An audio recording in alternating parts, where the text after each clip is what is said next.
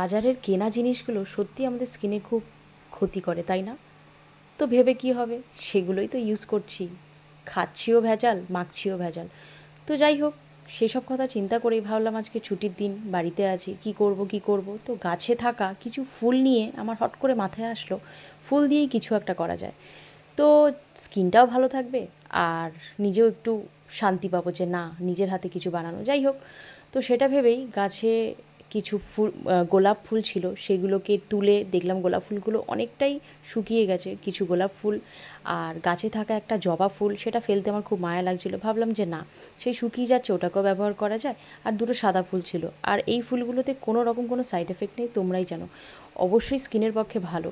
তো যাই হোক, সেই ভেবেই আমি গোলাপ ফুলগুলোকে ভালো করে ঘরে নিয়ে এসে খুব খুব সুন্দর করে ওয়াশ করে তারপরে আমি এটাকে ভালো করে পাপড়িগুলোকে ছাড়িয়ে নিয়েছি। দেখতেই পাচ্ছ, সাদা ফুলগুলোকে ছাড়িয়ে নিয়েছি, জবা ফুলটাকেও ছাড়িয়ে নিয়েছি, আর রোজটাকেও ছাড়িয়ে নিয়েছি। খুব সুন্দর করে পাপড়িগুলোকে ছাড়িয়ে আবার আমি ভালো করে ধুয়ে তারপরে একটা জল বসিয়ে নিয়েছি পাত্রে।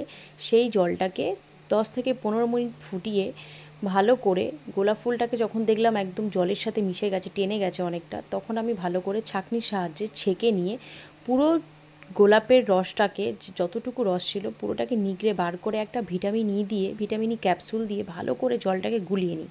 দেখতেই পাচ্ছ, গুলিয়ে নেওয়ার পরে ঘরে থাকা রোজ ওয়াটার খালি ডিব্বা আর স্ট্রিক্সের আমি একটা সিরাম ইউজ করতাম, সেই সিরামের একটা ডিব্বা ফাঁকা পড়েছিল, সেটাকে আমি ভালো করে ধুয়ে তারপরে রোজ ওয়াটারটাকে ওটাতে ভরে তারপর আমি স্কিনে স্নান করার পরে অ্যাপ্লাই করলাম। ভিডিওটা তোমাদের কেমন লাগলো অবশ্যই আমাকে জানিও। নিজের হাতে বানানো জিনিস অবশ্যই ভালোই হবে, কোনো সাইড এফেক্ট নেই। তো দুটো ডিব্বাকেই আমি ফ্রিজে রেখে দিয়েছি, যখন মনে হবে স্নানের পরে বা রাতে শোয়ার আগে নিজের ইচ্ছে মতন লাগিয়ে নেবো। কেমন লাগলো ভিডিওটা বন্ধুরা, অবশ্যই আমাকে জানিও। টাটা।